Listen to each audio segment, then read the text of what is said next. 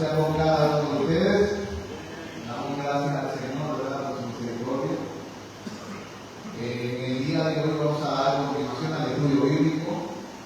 Estamos en la pregunta número 167. La semana pasada comenzamos a responder la petición que se hace en la oración del Señor, la tercera petición. Esta es la pregunta: ¿qué rogamos en la tercera petición? ¿Se acuerdan? La primera que hablamos fue Padre nuestro que estás en los cielos, que fue el preámbulo. Luego comenzamos con las peticiones. Santificado sea tu nombre, primera petición. Venga a nosotros tu reino, segunda petición. Y tercera petición de la oración del Padre nuestro sería: hágase tu voluntad. Y ahí fue que nos quedamos la semana pasada con la gracia de Dios. Hoy estamos en el día número 163 de enseñanzas, séptima parte de este estudio de la oración modelo, como le llaman. Y dijimos que cuando vemos una oración como esta, hágase tu voluntad como en el cielo, así también en la tierra, lo primero que tenemos que reconocer es el problema de nuestra naturaleza. Vamos a orar. Soberano Dios, te pedimos que tú abras nuestros ojos para ver, nuestros oídos para oír, y que nuestros corazones estén receptivos a tu palabra.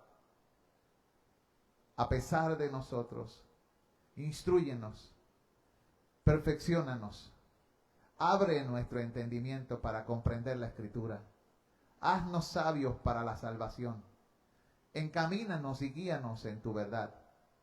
Dirige nuestro corazón y nuestro anhelo hacia ti. Estaba yo en la oficina, en casa, pensando acerca de lo que significa ser cristiano.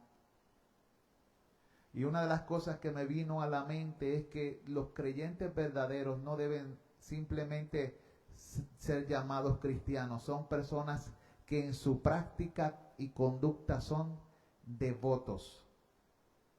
¿Saben lo que es una persona devota? Una persona que le da su profunda devoción a Dios. ¿Pero qué es un devoto? Alguien cuyo corazón, pensamiento, acciones, palabras, vivencias, caminar y toda su alianza está con aquello o con aquel a quien le rinde su devoción. Sus votos son para esa persona. Y pensaba yo, los votos de nosotros los cristianos y nuestra alianza y nuestra devoción y nuestro pensamiento y nuestras palabras y todo lo que somos, ¿realmente son para el Señor Jesús? ¿O es a conveniencia y a comodidad? Son preguntas que me estaba haciendo hoy en casa. Una de las cosas que nosotros tenemos que reconocer es que tenemos una naturaleza que no ayuda. Los seres humanos y todos los hombres son incapaces y sin voluntad para conocer y hacer todo lo que Dios quiere. Antes bien se inclinan y se rebelan de continuo contra la palabra. Se quejan, murmuran contra la providencia de Dios. Lo harían según ellos de una manera tal vez superior a lo que Dios haría. Así piensan muchos seres humanos. La verdad es que el ser humano es totalmente inclinado a la voluntad de la carne. La Biblia dice que cuando Dios miró sobre los hijos de los hombres, Él vio que el corazón de ellos estaba de continuo inclinado ¿hacia dónde? ¿Hacia lo bueno? No, hacia el mal. Y eso lo dice desde Génesis. Luego vemos en un libro como los Salmos, donde Dios mira a ver si encuentra alguno que haga el bien y busque a Dios. Y ahí, buscando y buscando entre la multitud, Dios no encontró ni uno. Hay un corazón maligno y a veces creemos que somos buenos. El único que puede santificar y cambiar ese corazón de piedra y hacerlo un corazón de carne es el Señor. Él puede renovar nuestra mente y Él puede darnos un nuevo corazón. Así que cuando alguien pide que se haga la voluntad, realmente lo que está pidiendo a Dios por su Espíritu es que quite de nosotros y de todos los que nos rodean aquella ceguera natural a causa del pecado, aquella maldad e indisposición del corazón perverso, porque el corazón no se dispone a hacer la voluntad de Dios, antes se dispone a ¿qué? A rebelarse. Y estamos pidiéndole que por su gracia nos capacite, nos haga capaces. Creo que fue Agustín el que dijo: Señor, capacítame para lo que mandas y manda lo que quieras. O sea, si tú quieres ser capacitado para hacer la obra de Dios, vas a necesitar a Dios en la ecuación de tu vida.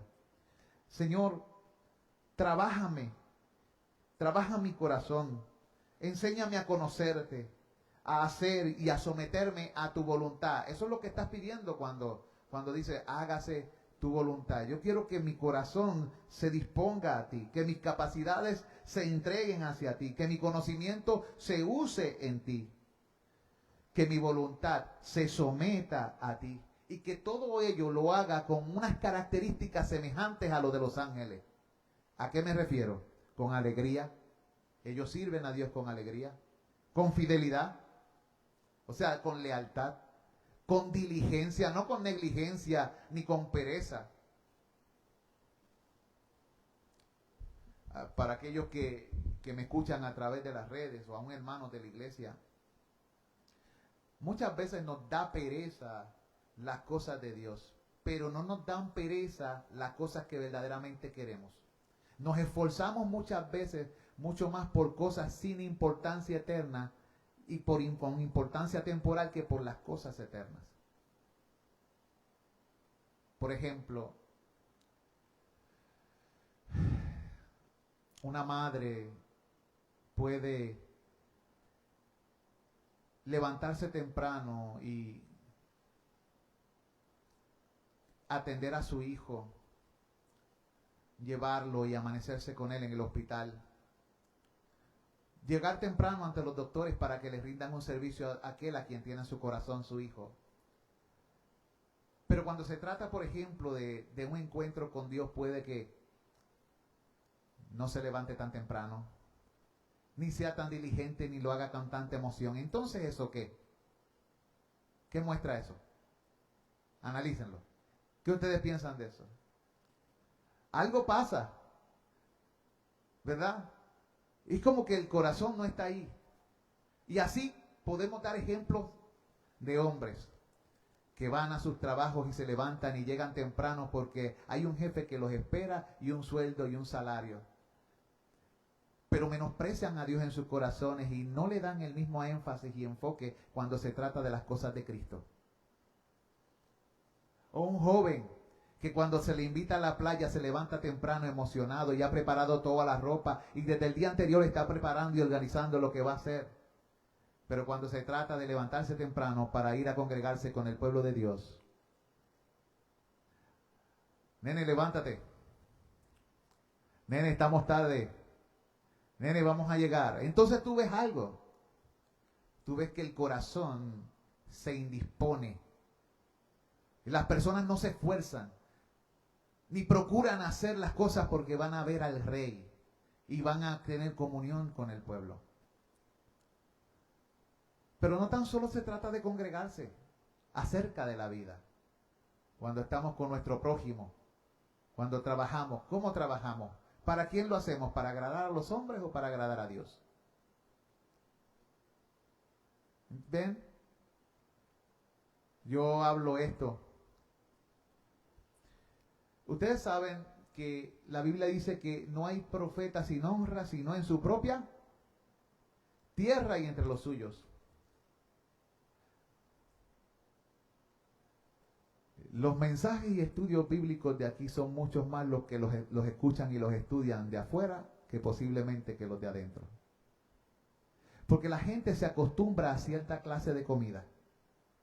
¿Sabía usted eso?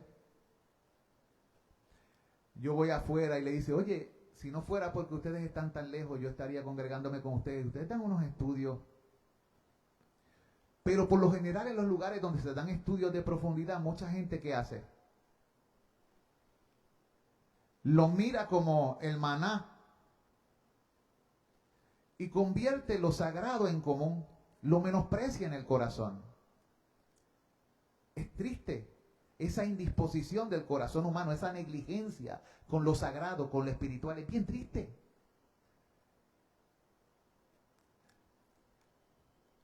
A veces veo las iglesias y leo la palabra y digo, wow, si la iglesia no es mejor que el pueblo de Israel. Todos los pecados que se pueden decir de uno, se pueden decir de los santos del Señor que pertenecen a la iglesia de Jesucristo. Como que no hay ese fuego y esa disposición. Entonces me pregunto a veces, ¿qué sucedería si todos en la iglesia se comportaran como nosotros? Si todos fueran un ejemplo de lo que nosotros somos. Si todos en la iglesia oraran tanto como nosotros oramos. ¿Cómo estaría la vida de la iglesia a nivel mundial? O si toda la iglesia estudiara la Biblia como nosotros la estudiamos. Hazte esa pregunta. ¿Qué sería de la iglesia del Señor? Por eso necesitamos a Jesucristo y necesitamos pedirle a Dios, Señor, hágase tu voluntad. Y le estamos pidiendo, Señor, haz de nuestro corazón algo que cambie esa indisposición natural a hacer lo que es bueno, santo y justo.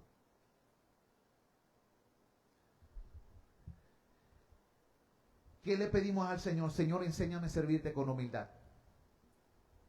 Enséñame a hacerlo con alegría. Enséñame a serte fiel con fidelidad. Enséñame a servirte con diligencia. Quiero servirte con celo fervoroso. Tal como el Señor le dijo a la iglesia en la Odisea, sean pues fervorosos y arrepiéntanse. Hacerlo con sinceridad y con constancia, como los ángeles de Dios. Eso fue lo que dijimos la semana pasada. Y leímos el versículo de Mateo 6:10 y de Romanos 7:10 también lo leímos. 7:18. Donde decía, yo sé que en mi carne no mora el bien. Porque el querer el bien está en mí, pero no el hacerlo. Luego leímos Romanos 8:7 y yo tenía el versículo mal copiado. Yo había puesto Job y era Romanos 8:7. Por cuanto los designios de la carne son enemistad ¿contra quién? Contra Dios. No se sujetan a la ley de Dios, ni tampoco pueden. Y creo que de ahí saltamos a 1 Corintios 2:14, donde vimos que el hombre natural no percibe las cosas que son del Espíritu de Dios. ¿Quién es el hombre natural? El hombre natural es el impío. El hombre natural es la persona que vive sin Dios en su vida. De hecho, toda persona que no es cristiana es el hombre natural. Cuando hablamos de hombre natural, la Biblia habla de los que están bajo el poder del maligno. Juan, en una de sus cartas dijo, nosotros somos de Dios, el mundo entero está bajo el poder del maligno. Esas personas que están bajo el poder del maligno, que nacen en pecado, separados de Dios, viven para Dios, siguen la corriente de este mundo, los deseos de la carne, los deseos de los ojos, la vanagloria de la vida, ellos son el hombre natural. Ellos actúan y tu mente está ¿dónde? En la materia. Aquí abajo en la tierra. En las cosas presentes y temporales. Su ojo, al no ser un ojo de fe lleno del Espíritu Santo, no tiene una visión celestial de las cosas. Por eso es que cuando le pedimos a Dios, hágase tu voluntad, le estamos pidiendo, Señor, en ese sentido desnaturalízame. Yo no quiero ser ese hombre natural que no percibe las cosas del Espíritu. Yo no quiero andar por la vida como un loco desquiciado sin conocimiento de ti. Porque hay gente que conoce mucho en este mundo, pero nada de Dios. Ese conocimiento es locura.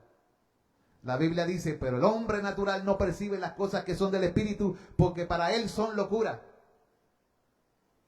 Las cosas celestiales y espirituales, las cosas de la vida eterna para él no tienen sentido. Son una fantasía. No las puede entender. Tú se las hablas, no le entran. ¿Por qué no le entran?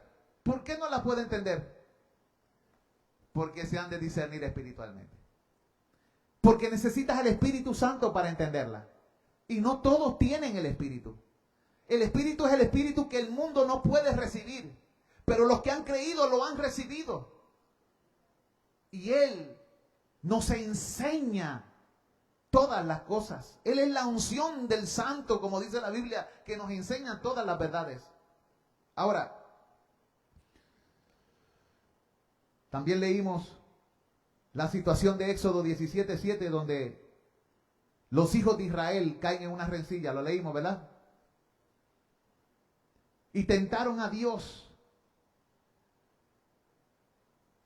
en el desierto. Y Dios llamó a aquel lugar Masa y Meriba por la rencilla de los hijos de Israel. Y el número 14:2, no sé si ese lo tocaron, es el nuevo de hoy. Dice, y se quejaron contra Moisés. Eso fue lo que pasó. Se quejaron contra Moisés. Porque dijimos que la naturaleza humana tiende a murmurar y a quejarse de la providencia de Dios y cómo Dios hace las cosas. Y que por causa de eso tenemos que pedir, Señor, trabaja con mi corazón y hágase tu voluntad. Porque mi corazón muchas veces no quiere lo que tú das, quiere lo que le da la gana. Pero muchas veces lo que le da la gana a mi corazón es lo que me desvía de Dios. Lo que me aleja de Él. Lo que me alejará de mi prójimo al final y me condenará. Seré condenado por seguir los caminos de mi propio corazón. Por lo tanto, al pedir que se haga su voluntad, estamos pidiendo, Señor, vence sobre esta voluntad rebelde y danos una nueva voluntad. Danos un nuevo corazón. Como dice el cántico, un corazón ¿para qué? Para seguirte. Dame un nuevo corazón.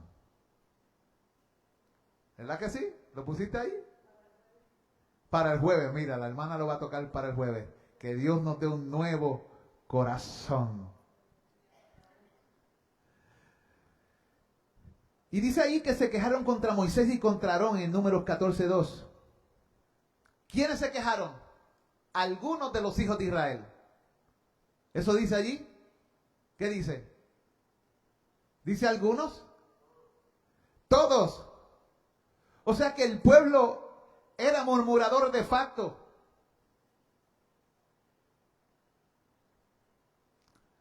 Todos ellos se quejaron. Todos los hijos de Israel. Y les dijo toda la multitud, ojalá muriéramos en la tierra de Egipto o en este desierto, ojalá muriéramos. Estamos diciendo, Dios, tú estás al frente de nosotros con tu nube, nos estás guiando a la tierra prometida, pero no me das en este momento lo que quiero, aunque me tienes una promesa más grande, yo lo quiero ahora. Ojalá me muera, no me gusta lo que me estás dando. Pues ¿qué hizo Dios? Bien, esa es tu petición. Hágase entonces tu voluntad. ¿Y qué pasó con los hijos de Israel? ¿Qué pasó con los hijos de Israel? La Biblia dice que esa generación quedó postrada en el desierto y no entraron a la tierra prometida a causa de su incredulidad y sus continuas murmuraciones y quejas. Esa generación también dijo que sus hijos iban a morir en el desierto, pero fueron los pequeñitos que no habían hecho esa queja, ni se habían hablado de esa manera, los que entraron a la tierra prometida. Crecieron en una vida del desierto y ellos sí vieron la tierra prometida, a excepción de obviamente, ¿de quién? De Caleb, Josué y me imagino que su familia.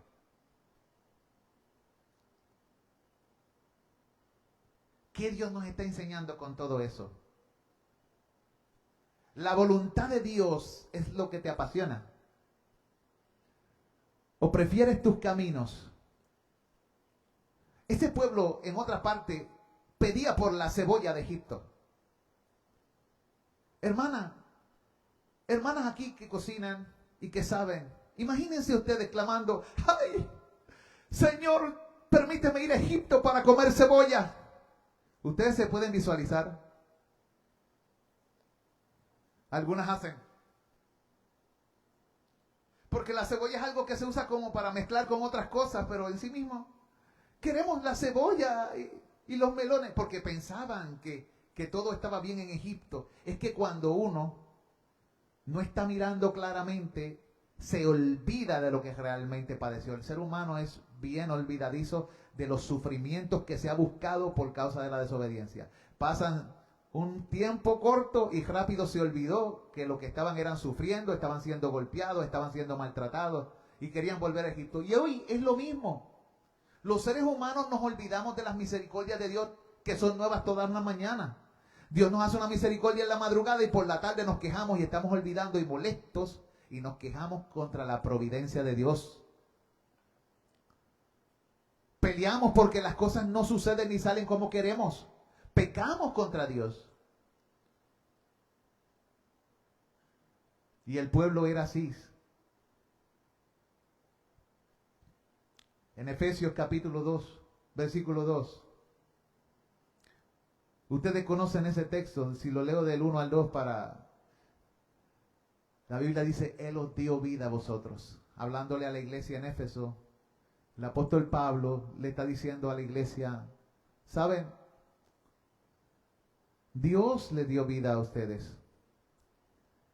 Cuando ustedes estaban muertos en vuestros delitos y pecados. Ustedes vivían en otro tiempo en esos delitos y pecados. En otro tiempo ustedes seguían la corriente de este mundo. Ustedes eran igual que aquellos que ustedes dicen que. O sea, ustedes eran tan malos, tan perversos como ellos. Y le servían de buena voluntad al príncipe de la potestad del aire. Porque dice allí el texto, conforme al príncipe de la potestad del aire, seguían la corriente de este mundo. ¿Y quién era ese príncipe? El que opera, el que trabaja, el que se mueve en la vida de los hijos de desobediencia. ¿Vieron? Así que la definición que estamos viendo acerca de hágase tu voluntad es muy pertinente. Y la petición de que haga su voluntad es muy pertinente en contra de nosotros mismos. Nosotros los seres humanos no sabemos cómo pedir. No sabemos el fin de las cosas. Ni si lo que estamos pidiendo al final resultará para bien. A veces creemos que resultará para bien. Pero de allí de lo que pensamos que puede ser bueno, puede salir algo horrible, de lo cual nos arrepintamos el resto de nuestra vida. Por lo tanto, la oración más sabia siempre será la que Cristo enseñó orar a su pueblo. Hágase tu voluntad. ¿Por qué es la oración más sabia? Porque nadie sabe más de lo que se trata la vida y las cosas importantes de la vida que Dios y su Cristo. Tú y yo, muchas veces, aún siendo cristianos, no vemos las cosas tan claras como debemos verlas. Porque muchas veces aún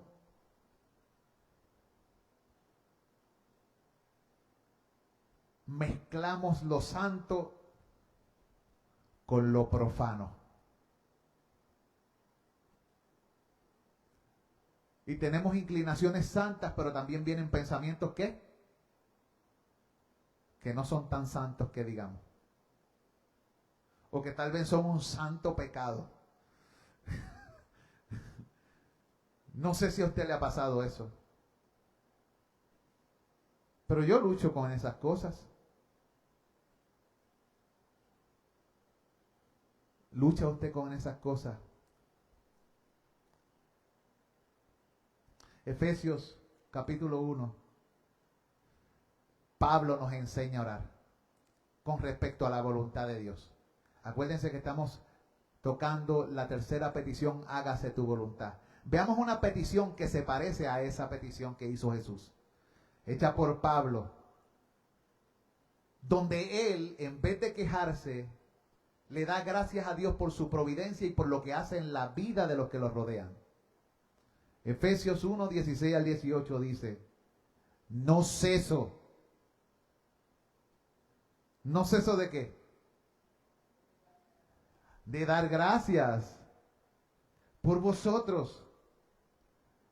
Hago memoria de vosotros en todas mis oraciones, para que el Dios de nuestro Señor Jesucristo, el Padre de gloria, os dé espíritu de sabiduría y de revelación en el conocimiento de Él, alumbrando los ojos de vuestro entendimiento, para que sepáis cuál es la esperanza a que Él os ha llamado y cuál es la riqueza de la gloria de su herencia en los santos.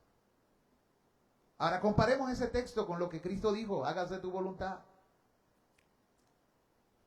Pablo está orando para que se haga la voluntad de Dios, pero para que mientras se hace la voluntad de Dios nosotros podamos entender qué es esa voluntad y podamos andar en esa voluntad.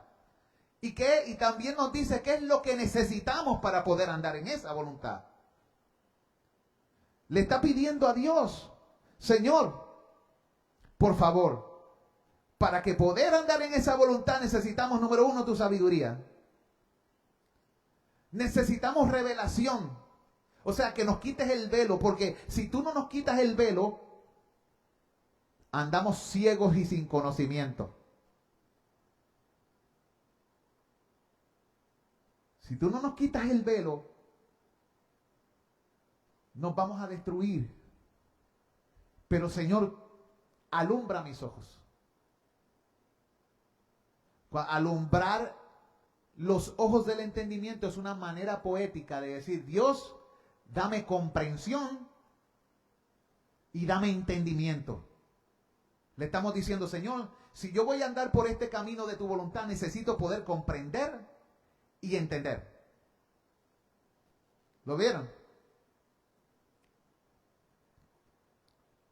Allí lo dice. Y también está pidiendo, necesito saber de qué se trata esto que tú me has llamado. ¿A qué esperanza es que me has llamado? ¿Cuáles son las glorias que tú has preparado? Enséñame a percibir estas glorias y riquezas que tú tanto hablas en tu palabra. Porque si tú no me las enseñas, voy a permanecer ciega a todas esas verdades. ¿Cuántos de ustedes han leído El progreso del peregrino? Tremenda novela, muy bíblica. Tiene dos partes, la primera y la segunda. El peregrino y la peregrina. En la primera, el peregrino ha sido convencido de pecado por la palabra de Dios, pero lo que lo motiva a seguir en la carrera de la fe son las glorias y las riquezas y las herencias y las promesas y la presencia del Dios que lo llama. Y él está encantado porque él quiere ver su rostro, participar de su presencia, disfrutar con la multitud de los que están en esa gloria. Y eso es lo que lo motiva a seguir caminando. Esa es su esperanza. Cuando él le habla eso a su esposa y a sus hijos, ellos se burlan de él. Él le habla de esas cosas a sus vecinos y ellos se burlan de él. Y todos los vecinos de él se burlan y lo ridiculizan. Algunos lo escuchan por un poco tiempo, pero al final él tiene que emprender este viaje hacia la ciudad celestial solo. El camino a la ciudad celestial se corre con Jesús y contigo. En el camino te vas a encontrar con otras personas que van por esa senda y llegas a conocer verdaderos hermanos de la fe. Él se encontró con uno que se llamaba Fiel y se encontró con esperanza en el camino. Y esperanza fue el que le ayudó en el momento más terrible, cuando pensaba que no iba a llegar a la ciudad celestial, sino que iba a quedar ahogado en el río de la muerte. La esperanza lo llevó al otro lado y le acordó las promesas que había hecho el rey. Y Dios nos está diciendo a nosotros, ¿dónde debe estar nuestra mente? Y Pablo lo dice ahí: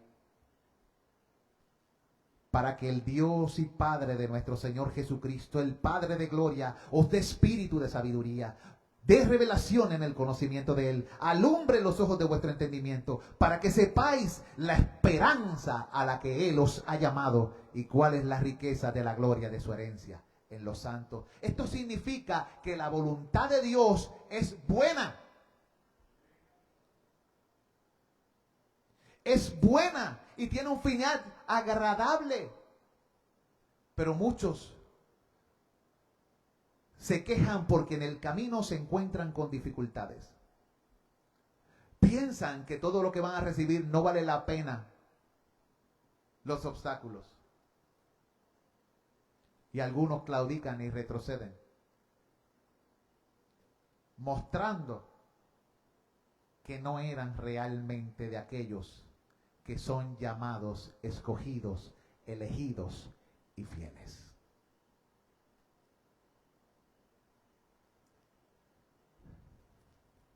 Efesios capítulo 3, 16 dice el apóstol: por esta causa doblo mis rodillas. Voy a leer desde el 14. Por esta causa, 3:14 al 16, doblo mis rodillas ante el Padre de nuestro Señor Jesucristo. ¿Qué está haciendo cuando dobla sus rodillas? ¿Qué implica que va a hacer? Cuando alguien dobla las rodillas, ¿qué se propone hacer? Orar, clamar, adorar. Una variedad de cosas, unos procesos con Dios. Pablo decía: doblo mis rodillas ante el Padre de nuestro Señor Jesucristo, de quien toma nombre toda la familia en los cielos y en la tierra, para que os dé conforme a las riquezas de su gloria, el ser fortalecidos con poder en el hombre interior por su espíritu. ¿Vieron? Podemos orar a Dios que Él fortalezca nuestro corazón. ¿No fue lo que mencionamos ahorita en la definición? Le pedimos a Dios que por su espíritu quite de nosotros la ceguera, la maldad, la indisposición, la perversidad de corazón, y que por su gracia nos haga capaces, nos haga voluntarios, nos haga conocer, nos haga hacer, nos haga someternos a su voluntad. Y que lo hagamos todo con humildad, con alegría, con fidelidad, con diligencia, con celo, con sinceridad y constancia.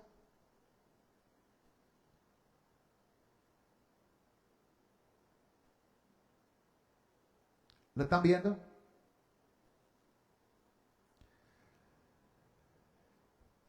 Y Pablo le ora: Señor, dale conforme a las riquezas de tu gloria. O sea, parte de esa riqueza es recibir poder y fuerza. ¿Para qué? ¿Para qué reciben poder y fuerza las personas? Dice el texto. ¿Quién me puede leer ese versículo siguiente?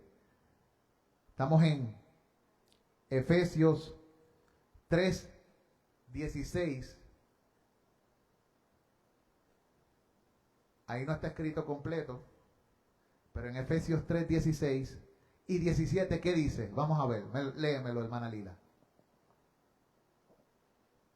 Para que os dé conforme a las riquezas de su gloria el ser fortalecidos con poder en el hombre interior por su espíritu. Para que habite Cristo por la fe en vuestros corazones, a fin que arraigados y cimentados en amor, seáis plenamente capaces de comprender con todos los santos cuál sea la anchura, la longitud, la profundidad y la altura, y de conocer el amor de Cristo, que excede a todo conocimiento, para que seáis llenos de toda la plenitud de Dios. O sea que necesitamos la fuerza que da el Espíritu para poder participar y entender las cosas que han sido preparadas para nosotros. Porque mencionamos ahorita que los que no tienen el Espíritu no las pueden entender, porque estas cosas se han de discernir espiritualmente. Y ahora Pablo está diciendo lo contrario aquí. Ahora estoy orando por ustedes cristianos para que por el poder de ese mismo Espíritu que no tiene el mundo, ustedes puedan percibir lo que ellos no perciben. Puedan ver lo que ellos no ven. Puedan disfrutar y gozarse y deleitarse en estas cosas que han sido preparadas para ustedes, pero que el mundo no puede recibir. ¿Lo están viendo? ¿Cómo se casan todos estos versículos?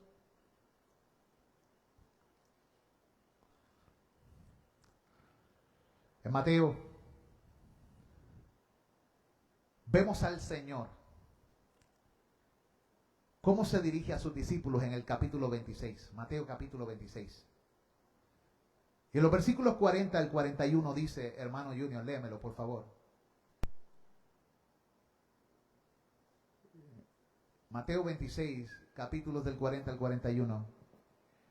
¿Qué dice?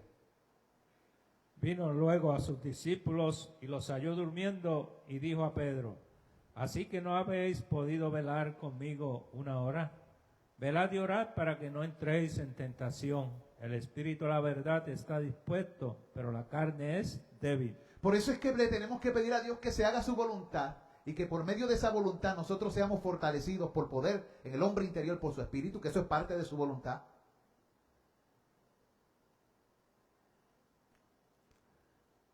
Porque de otra manera claudicamos, nos dormimos en los laureles. Nos lleva la corriente como al camarón que se duerme. Aún estando al lado del mismísimo Cristo Jesús, el Mesías. Porque los que se durmieron estaban con Jesucristo.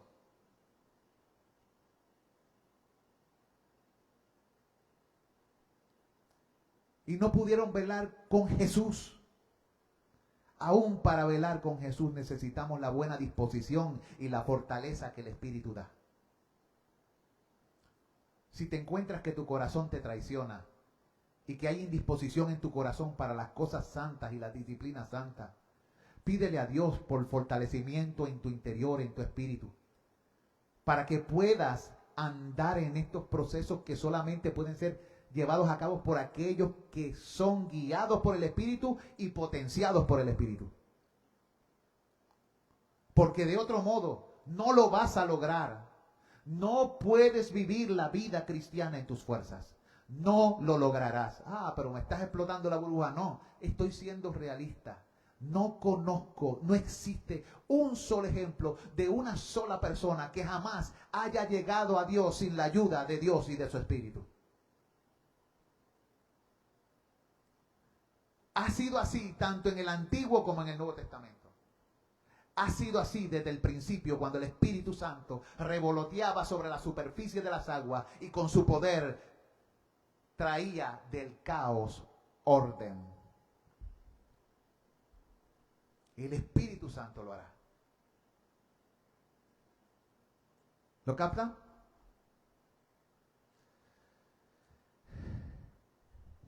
Aquí vemos que Jesús se acerca a sus discípulos amados y los halla durmiendo. Y le dice a Pedro, aquel que, Señor, aunque otros te nieguen, yo no lo voy a hacer y aún moriré por ti. Pero ya había comenzado ¿a qué? A dormirse. Y el Señor le habla, oren, velen. O sea, estén apercibidos, estén alertas. ¿Cómo uno está alerta y apercibido? Con el poder y en la presencia de Dios. De hecho, ya de por sí, si no estamos en su presencia, estamos bien dormidos, estamos ciegos y estamos sordos. Velen y oren para que no entréis en tentación. La tentación vendrá. La tentación vendrá. Pero una cosa es que pase por medio de ti y siga su camino. Y otra cosa es que tú entres a ella. Y caigas en ella. y te revuelques en ella. Y el pecado, habiendo sido consumado, da a luz la muerte. ¿Vieron? Y Jesús nos dice la herramienta poderosa de la oración. Señor, haz tu voluntad. No nos metas en tentación. Fue una de las peticiones que Jesucristo le enseñó a orar a los discípulos. De eso hablaremos, si Dios lo permite, más adelante.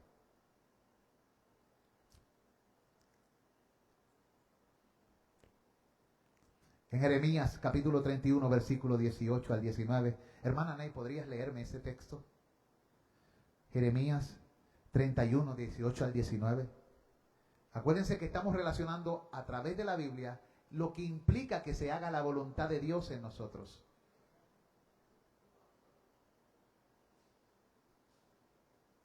Jeremías capítulo 31, versículos 18 al 19.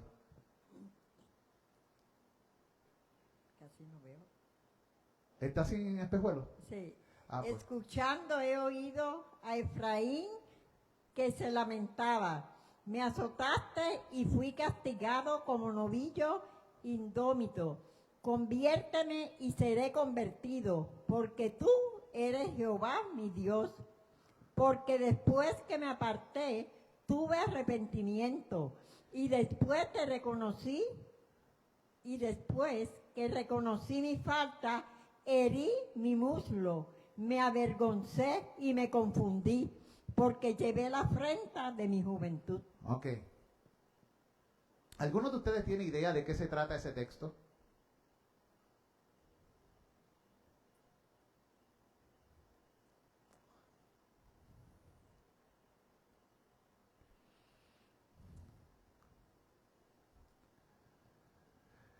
Lo estoy trayendo aquí en este otro contexto distinto por una razón. Porque ese proceso usted y yo también atravesamos por él, igual que el profeta. Igual que el profeta Jeremías. Igual que Efraín. Cuando él está hablando como si fuera de parte de Efraín, del pueblo que se había rebelado contra Dios. ¿Qué hizo Dios con ese pueblo? Lo juzgó, lo disciplinó y lo azotó. ¿Para qué lo hizo? ¿Para llevarlo a qué? Al arrepentimiento. Muchas veces en la voluntad de Dios, cuando se la pedimos, recibiremos ciertas clases de disciplina. Y tal vez no nos guste la disciplina por un tiempo. Porque ¿a quién le gusta la disciplina?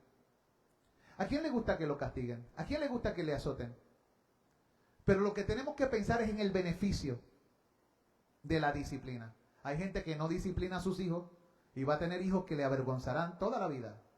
Y al final serán destruidos ellos y sus padres por no haberles enseñado el temor del Señor. Esto es fuerte. Pero si Dios es padre, ¿qué Él va a hacer con el pueblo? Él los va a reprender y Él va a traer azotes. Dice el texto allí. Él castigará, porque muchas veces nosotros nos comportamos como novillos. ¿Qué es un novillo? Un novillo, ¿qué? Una hermana dice, una vaca chiquita, ¿verdad? Eso mismo es. Como es novillo, pues es un becerrito. Una vaca pequeña o lo que sea, un becerrito, un becerrito. Y es indómito. ¿Qué significa eso? Que no se dejan domar. Pues muchas veces la disciplina tiene el propósito de ¿qué? La gente no disciplina cuando la disciplina lo que el propósito tiene es domar. Y el domar no es malo. El domar lo que hace es que controla el poder para llevar a cabo cosas útiles.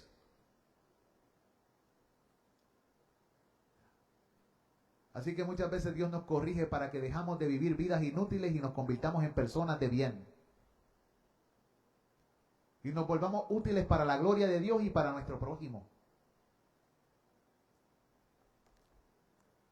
Y ya no andamos desbocados por la vida, golpeándonos a nosotros mismos y a otros, sino que la fuerza que Dios nos da son usadas estratégicamente para beneficio, gloria de Dios, para el bien propio y para el bien de los que nos rodean. ¿Lo captan? Bien.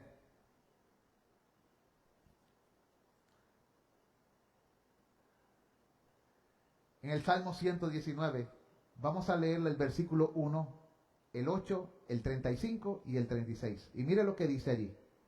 Salmo 119.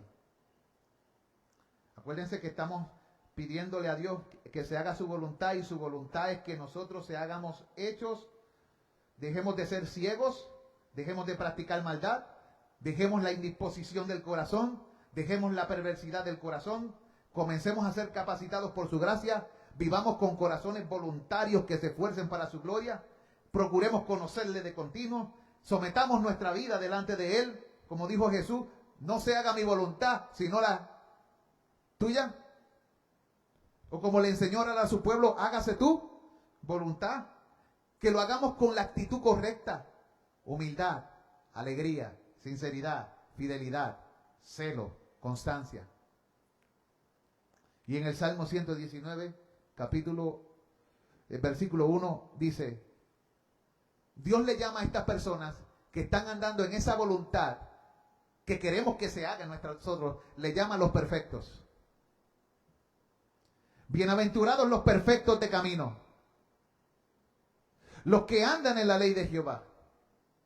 Acuérdense que el Salmo 119 es una oda a la palabra y a la vida en la palabra. Es un canto tipo acróstico que nos muestra el amor que debemos tener a la palabra de Dios, a sus mandamientos, a sus caminos, a sus propósitos. Y comienza el salmista diciendo, cuán felices son aquellos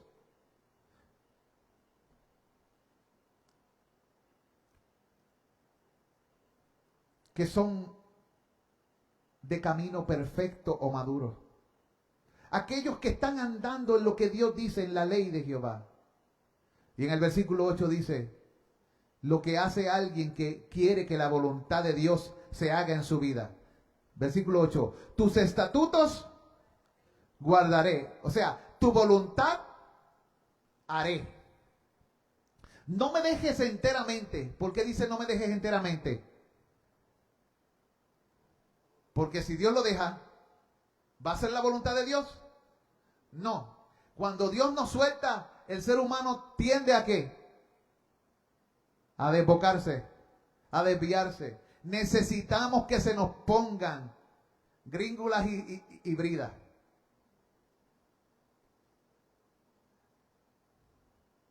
El ser humano, como mencionamos el domingo, le llama a su libertad, a su pecado libertad. Y el pecado lo matará, lo alcanzará y lo destruirá, porque la Biblia dice, matará al impío su maldad. Le estamos pidiendo a Dios que Él no deje que nuestro pecado gobierne sobre nuestra vida ni se enseñoree sobre nosotros.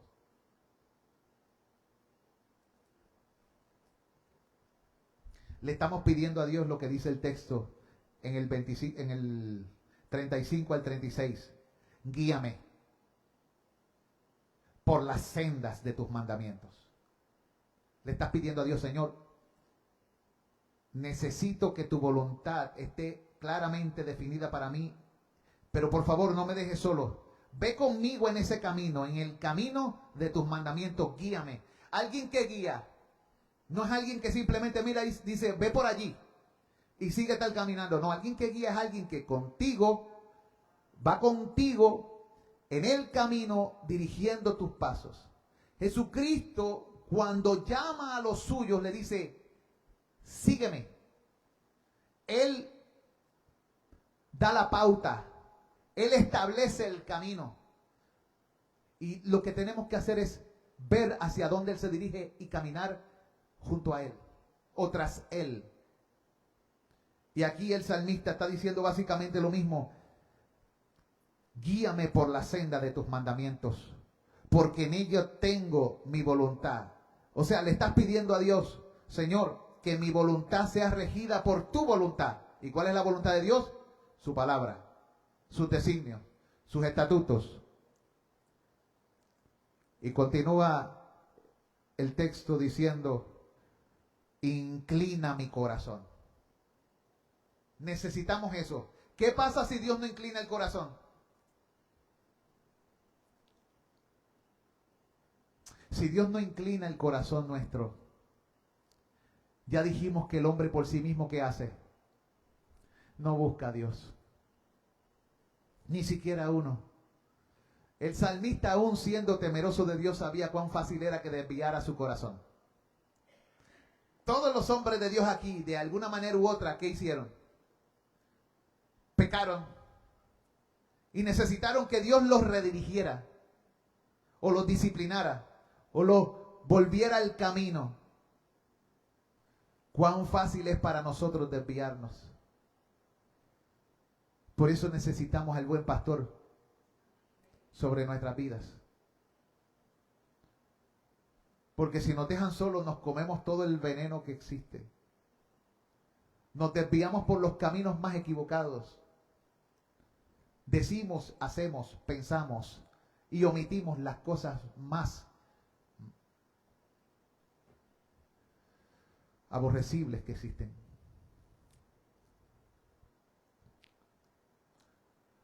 Y él dice, inclina mi corazón. Pero ¿hacia qué nos quiere inclinar Dios? Cuando le pedimos que se haga su voluntad, que Jesucristo está diciendo, ustedes orarán así. Él estaba diciendo, ustedes van a orar que Dios incline sus corazones a su voluntad. Ustedes orarán así, hágase tu voluntad. Y mira lo que dice este salmo. Muy parecido. Dice, inclina mi corazón a tus testimonios. En la Biblia la palabra testimonios hace referencia a ¿qué?